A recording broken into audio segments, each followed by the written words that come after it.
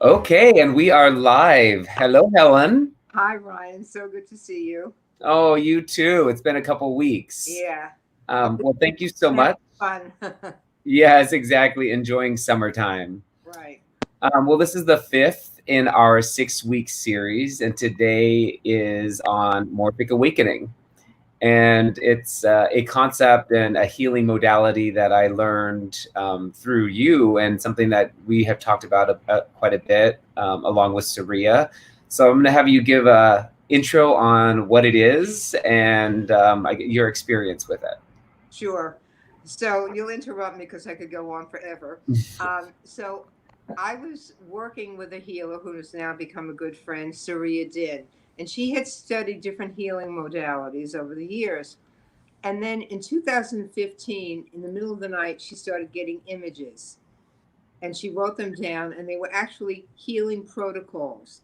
Now, when we're healing, and she had studied other healing modalities, we use muscle testing to give us the frequency of any issue.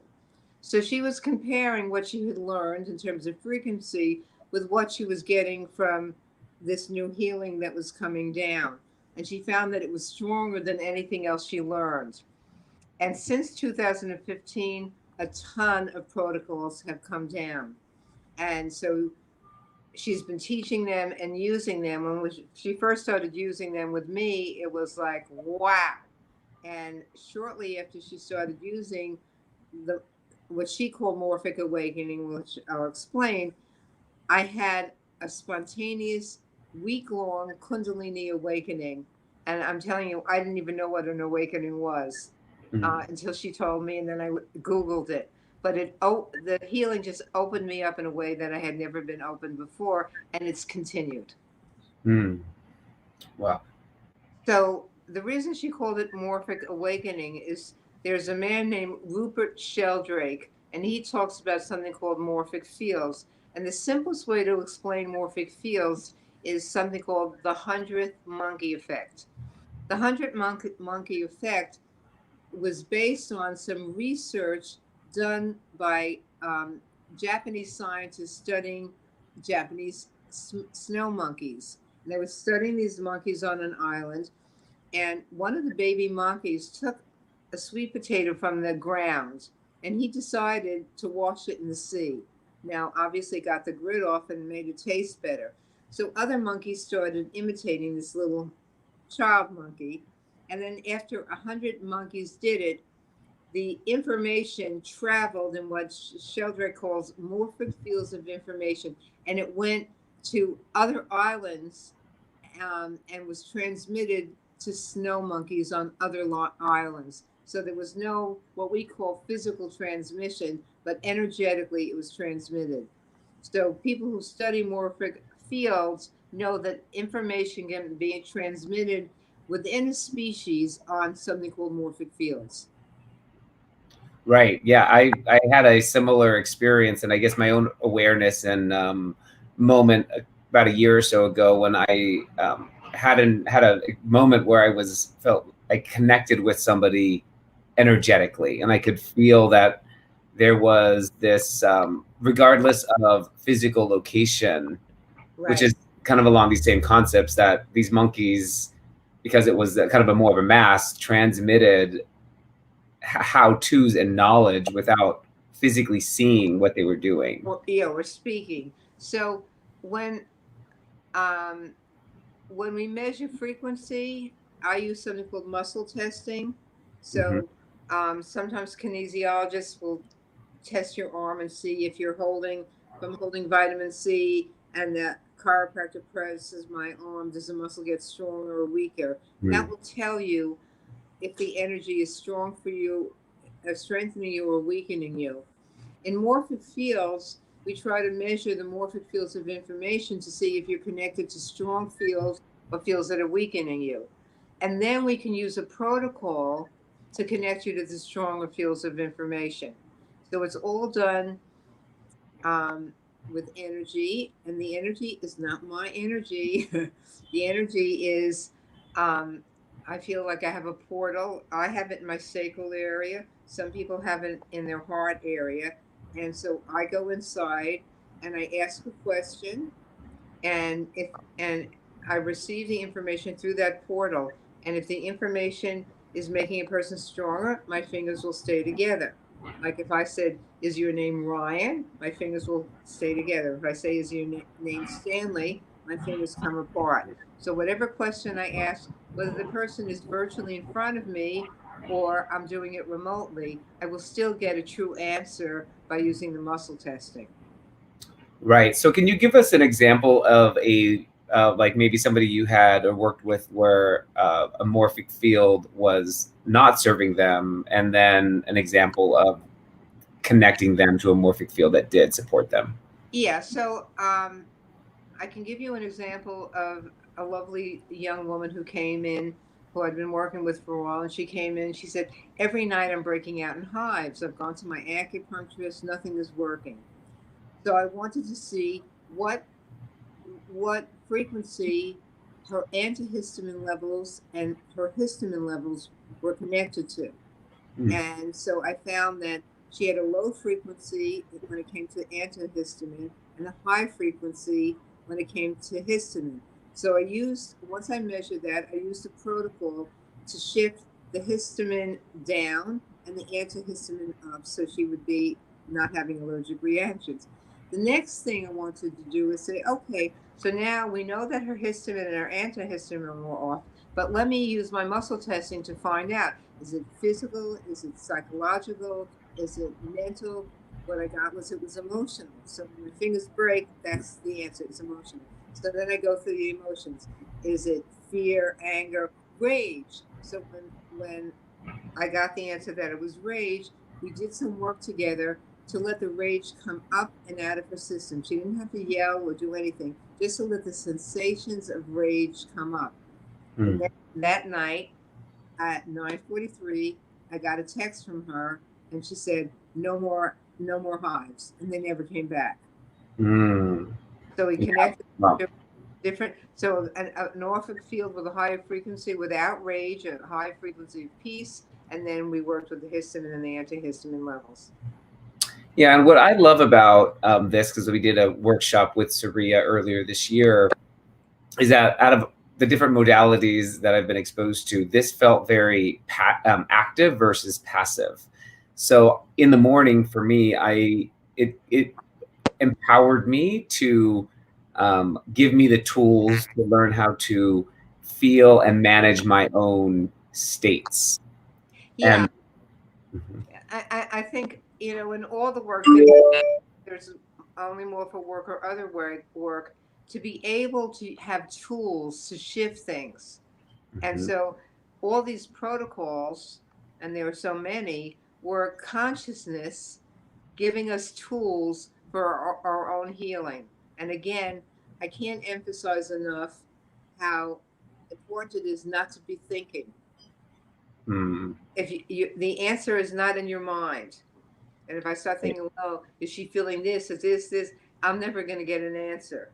So the hardest part for me was to use the tool of muscle testing. And I've said to many people, I just muscle. Should I wear a green shirt or a red shirt? Should I eat Brussels sprouts or string beans? I just muscle tested everything so that I didn't go to, I deconditioned myself to go to my mind to look for answers. Because Mm. we're so Yeah, we were gonna. conditioned. I just want to Oh, say, I was we're gonna so say we conditioned. had planned to talk about muscle testing next week as well. So I'm excited to Okay. share that that method as well. Um, but for the Morphic Awakening, what was one of your, I guess, aha moments, or one of the most impactful things that you have seen from this modality? Um, I've I was having a lot of stomach distress, and so I was visiting family. I was coming home on the train. I was doing a lot of healing protocols for my stomach. I came home. I lie down on my bed, and all of a sudden, a big white stream of energy that was conscious came in, went all the way through my whole digestive and elimination tract, and all my symptoms went away. Wow. Mm. And I said, "Oh, I guess everything is possible. Anything can happen." So Yeah.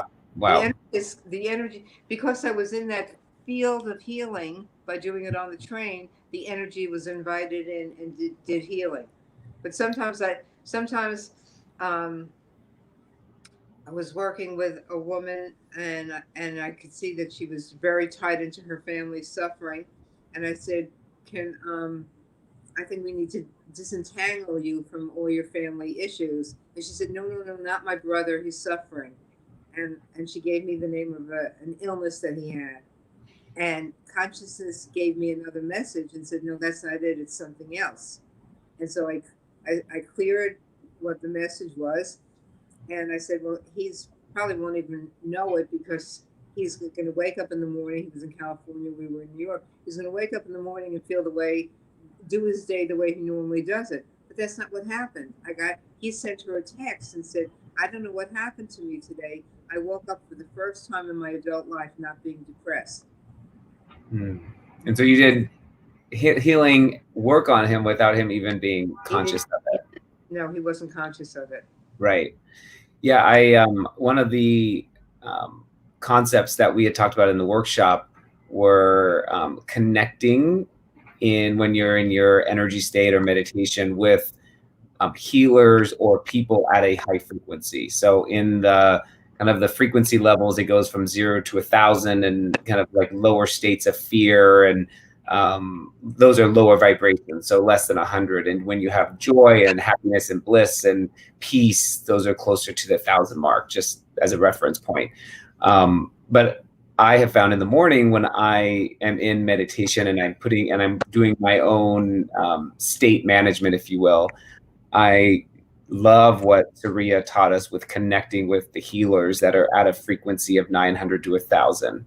And when I feel that, it's just like this elevation. That's right. Yeah, and I've had that experience. So sometimes healers come to me, um, uh, because once you're open to that field, you're receiving. So whether it's Ram Dass coming or Jesus coming, that's that heart frequency energy that when you open up to it, the universe brings it to you. Consciousness brings it to you. Mm-hmm. And you can really choose what you're open to. You can choose whether you're open to the collective consciousness of fear, and there's obviously a lot of it out there right now, or you can be really active with, at least I have found, you can be really active with being open to receiving the higher frequency. Well, sometimes things come in that we don't choose. Like collective energy is so prevalent. So I know one day Surya was working with me and she said, "You're picking up future collective violence." Now, I do believe there is going to be more violence in our culture. Or sometimes I'm collecting to the pain of the earth because of what it's being done to it. So I'm not conscious of it being there, but if I muscle test or she muscle test, then we can remove it. So sometimes we need, if you're having a headache, um, and I want to see, where is it, yours, or it might be somebody, an ancestor, or it might be from the collective. So I'll go through a number of options, and you may not have any consciousness that it's happening, but when we clear that energy, you're going to feel better. Mm. So you And so don't what always is, for somebody who's on their own or by themselves, what is your advice for how you can best utilize some of these, I guess, modalities to manage your own state if you're feeling down or fearful, or you're feeling something and you're not sure if that's yours or from the collective? well, we'll do more muscle testing next week, but you can say, is this mine? And if it's weak, but I'm gonna, or is it collective, or is it family, or is it a combination? Mm. I want to teach one simple technique that everybody can use, and that's called the Infinity Protocol. And with the Infinity Protocol, you put these two fingers out and you make an infinity sign. Now, where you make the infinity sign is important. So let's say you're having a headache. Mm. So in the center of every issue is empty space. And also remember, one of the reasons that healing works is that we are over 99% empty space. We solidity is an illusion. So we think I'm solid. I have this. I have that. Well, that can't change. But it's just energy. The Mm. electron is over 99% empty space. So if you take your fingers and you go inside, not in your head, and you move your fingers inside the empty core, let's say that headache issue, or it could be a relationship issue, and you go into that core, you do that until you feel a shift in the energy. Sometimes people will feel light opening up. There are some people that yawn. There are some people that burp. I used to laugh. Now sometimes I get tears in my eyes and I feel that energy clearing. But again, it's never from your mind. It's always from wherever you've located your heart or your sacral area. Mm. Yeah, I think for me, and I think this is a little bit cultural, is that when are feeling that headache, or when I was feeling a little off or emotional in the past, I've run to doing something to take my mind off of it, right? Like do a substance or go out, do something, or um, try to do something versus feel it and deal with it. And through some of our work, I've uh, now learned in managing it to actually get quieter and go and do the infinity protocol or sit and feel what that is, connect to my heart, and doing that methodology, which is like almost leaning into Right. where you're feeling discomfort or where you're feeling disease or unease, helps to alleviate Right. and reverse it. When you were talking about 0 to 1,000 in terms of morphic fields, so fear is a very low frequency. Now, the problem with our healing is if we're in fear, we're in a low frequency. So what we're doing by helping people to feel, okay, go, feel your headache, and let's use the infinity or some other protocol to transfer it. In a way, you're learning how not to be afraid of whatever the feelings are that are there. So whether it's depression or loneliness or a physical problem, they're just sensations. Mm. And if we don't exaggerate them or become the victim of them, they will clear. But the minute we go into fear, we contract and then we hold them tighter. Mm.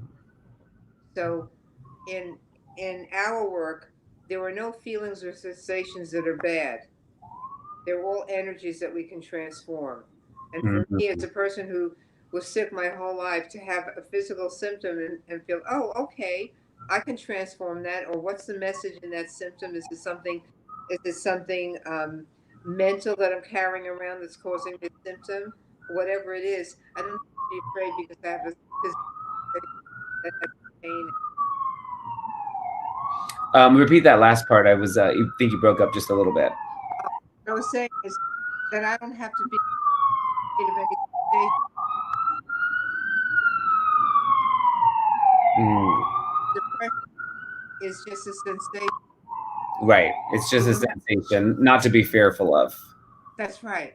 Because Mm. the minute we're fearful, we contract and then we hold it dearer to ourselves when we don't want to. And so we're attracting it. And I think that's, We're contracting and holding it to us when we don't want to. yeah, now that I said attractor, that was one of the other elements with Morphic Awakening that I really gravitated toward, is setting yourself up. And for me, it's the morning. So I know it happens throughout the day, but setting up in the morning, the attractor of what I'm looking and intending for my day to be, has been really another beautiful tool. Can you go into what the attractor means? The attractor is the evolutionary potential for whatever that is. So the adult is the evolutionary potential of the baby. Um, but let's say I'm working with your liver. There is an evolutionary potential of the highest functioning liver. So when we're working, we're disconnecting you from the low frequency that may have illness or symptoms to the high frequency, which is the evolutionary potential. So every single issue, a relationship, a physical, a work issue, every issue has an evolutionary potential. Mm. So we're clearing away the lower fields that are limiting that potential and opening you up to receiving and attaching attracting to the higher fields. Right. Wow. Got it. And so I, what I appreciated about this is, yes, a lot of times there's beautiful work that happens with a practitioner and with two people, but how just want to work through and give some people tools on how they do it themselves as well, to help co-create their own healing. Well, I, I think to be able to do this again, the hardest part is to gently train yourself not to look for answers in the mind. Oh, I think that I have a headache because I ate that, or I think that, or I think that. Because I know this is a hard concept, but the brain has no more power or awareness or wisdom than a frightened 3-year-old. So our brain can be useful when it's connected to our heart or our sacral area where there's wisdom, where there's peace, where there's joy. So the hardest part of doing the healing is not to think about what's the problem or what the solution would be, but to let yourself feel it. Like Right. when I was saying about my client's brother, I didn't think about anything. And this is what happens. You get a message because you've invited consciousness in. You don't have any block. It's already there. All those answers are already there. So whether we look at people who are psychics, we all have the potential if we're not blocked. Mm-hmm. So this is about unblocking the mind, and the thinking is a big block. Right. Yeah, and it seems like so much of the work we've done, including this, is moving from, as you say, the deification of the brain to heart-centered or even sacral-centered. Yeah, and I tell this a lot. I didn't know I didn't know what awakening was, so I didn't know there had been so many awakened people in history. But even Albert Einstein, who might be acclaimed as the most brilliant man in the world, he said, "I never solved a problem with my mind. It always came from intuition." Mm, yeah, where our wisdom really sits. That's right. And then when we're in that wisdom and in that intuition, then we can engage the brain. So you have a creative intuition, and then your brain say, "Oh yeah, I could use this and implement it." But the creativity didn't come from your brain. The, Right. the brain can be as Ramdas says, the mind is a wonderful servant but a horrible master. When it's Mm, serving your heart and your creative and intuitive energies, is wonderful. But right. when it's trying to determine those and it doesn't have the equipment to do it, then we suffer. Mm. Yeah, I definitely have experienced that myself, where in meditation or other areas when I'm kind of cultivating and just listening to my heart and being more in touch with that is when I'll get inspiration.